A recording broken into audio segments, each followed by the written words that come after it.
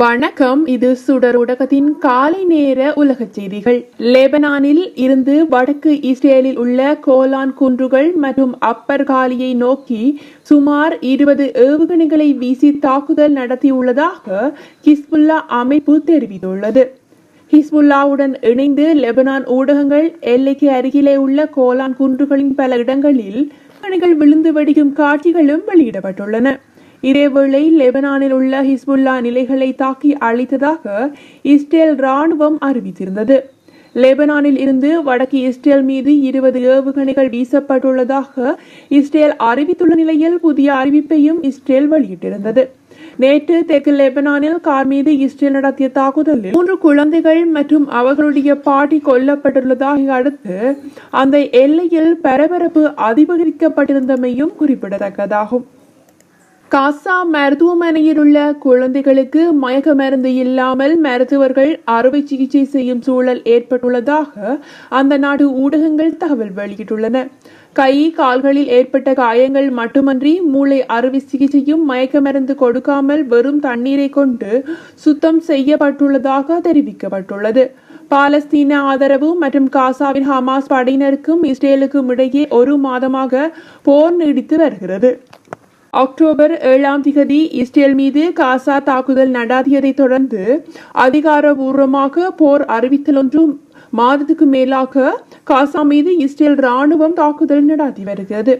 கடந்த 1 மாதத்தில் மட்டும் இதுவரை 10,328 பேர் பலியானதாக பாலஸ்தீனிய சுகாதாரத்துறை தெரிவித்துள்ளது.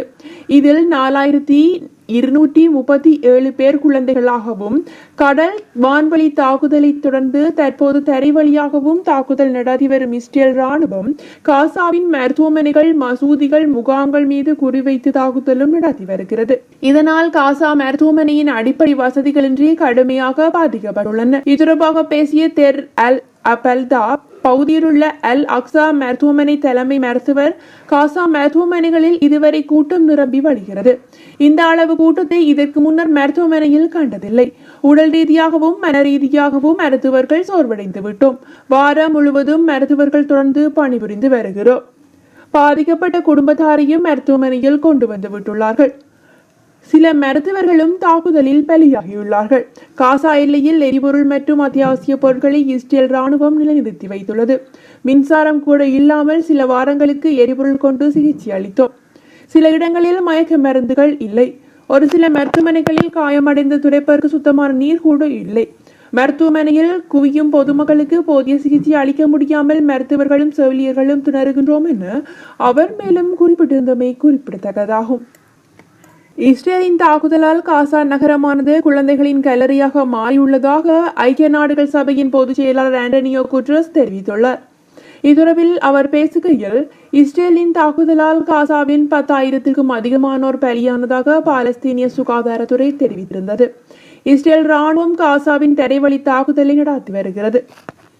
காசாவின் மருத்துவமனைகள், அகதி முகாம்கள், மசூதிகள், தேவாலயங்கள், கடைகள் என மக்கள் அதிகம் கூடும் இடங்களில் இஸ்ரேல் தாக்குதல் நடத்தி வருகிறது. இதனால் பாதுகாப்பற்ற சூழலே அங்கு நிலவுகிறது.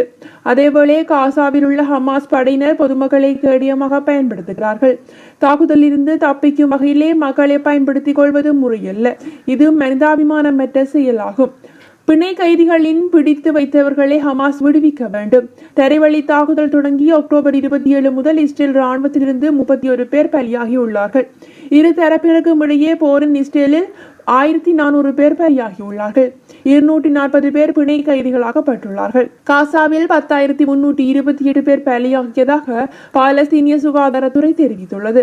இதில் 4,327 பேர் குழந்தைகள் என்பதும் குறிப்பிடத்தக்கதாகும். இது தொடர்பான காணொலி உள்ளே. The nightmare in Gaza is more than a humanitarian crisis. It is a crisis of humanity. The intensifying conflict is shaking the world, rattling the region, and most tragically, destroying so many innocent lives. Ground operations by the Israel Defense Forces and continued bombardment are hitting civilians, hospitals, refugee camps, mosques, church, and UN facilities, including shelters. No one is safe. At the same time, Hamas and other militants use civilians as human shields and continue to launch rockets indiscriminately towards Israel. I reiterate my utter condemnation of the abhorrent acts of terror perpetrated by Hamas on 7 October and repeat my call for the immediate, unconditional and safe release of hostages held in Gaza. Nothing can justify the deliberate torture, killing, injuring and kidnapping of civilians. The protection of civilians must be paramount. I'm deeply concerned about clear violations of international humanitarian law that we are witnessing. Let me be clear. No party to an armed conflict is above international humanitarian law. Ladies and gentlemen of the press, Gaza is becoming a graveyard for children. Hundreds of girls and boys are reportedly being killed or injured every day. More journalists have reportedly been killed over a 4-week period than in any conflict in at least 3 decades.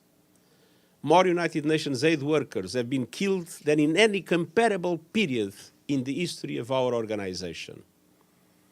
I salute all those who continue their life-saving work despite the overwhelming challenges and risks. And the unfolding catastrophe makes the need for a humanitarian ceasefire more urgent with every passing hour. The parties to the conflict, and indeed the international community, face an immediate and fundamental responsibility to stop the inhuman collective suffering and dramatically expand humanitarian aid to Gaza. Today, the United Nations and our partners are launching a $1.2 billion humanitarian appeal to help 2.7 million people. That's the entire population of the Gaza Strip and 500,000 Palestinians in the West Bank, including East Jerusalem. Some life-saving aid is getting into Gaza from Egypt through the Rafah crossing. But the trickle of assistance does not meet the ocean of need. And let's be clear, the Rafah crossing alone does not have the capacity to process 8 trucks at the scale required. Just over 400 trucks have crossed into Gaza over the past 2 weeks, compared with 500 a day before the conflict. And crucially, this does not include fuel. Without fuel, newborn babies in incubators and patients on life support will die. Water cannot be pumped or purified. Raw sewage could soon start gushing onto the streets, further spreading disease. Trucks loaded with critical relief will be stranded. The way forward is clear. A humanitarian ceasefire now. All parties respecting all their obligations under international humanitarian law now. This means the unconditional release of the hostages in Gaza now. The protection of civilians, hospitals, UN facilities, shelters and schools now.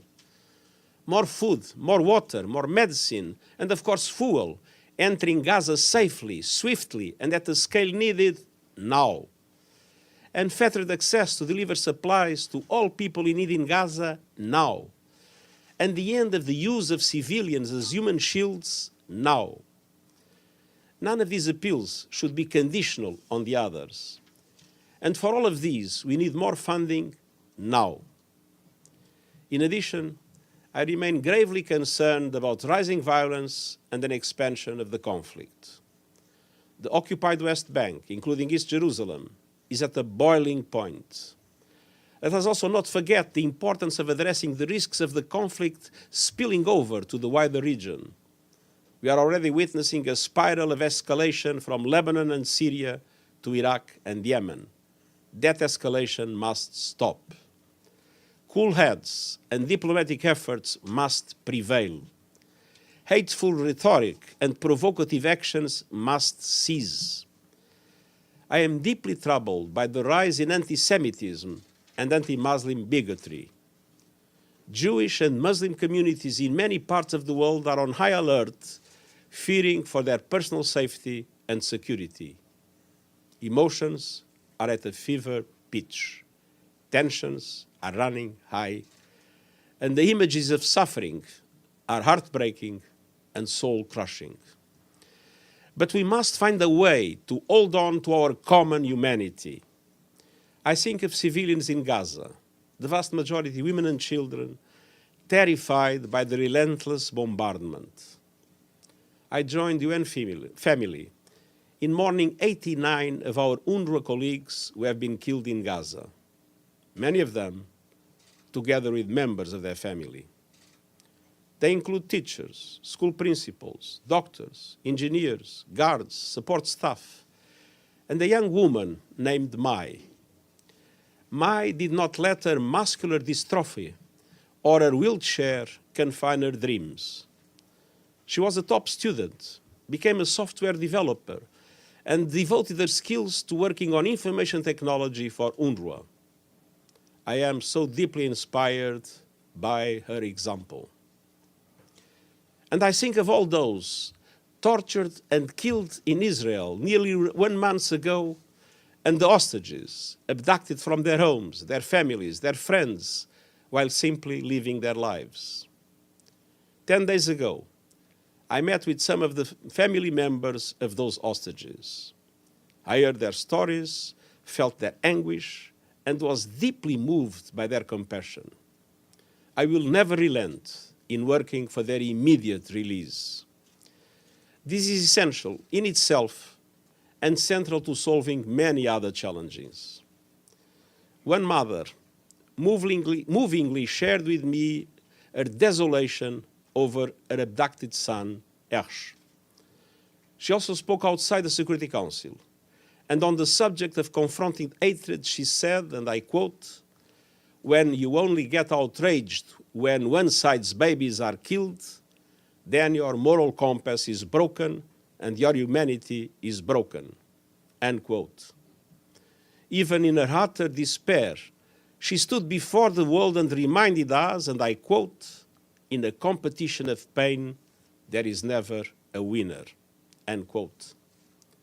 We must act now to find a way out of this brutal, awful, agonizing dead end of destruction, to help end the pain and suffering, to help heal the broken, and to help pave the way to peace, to a two-state solution with Israelis and Palestinians living in peace and security. Thank you.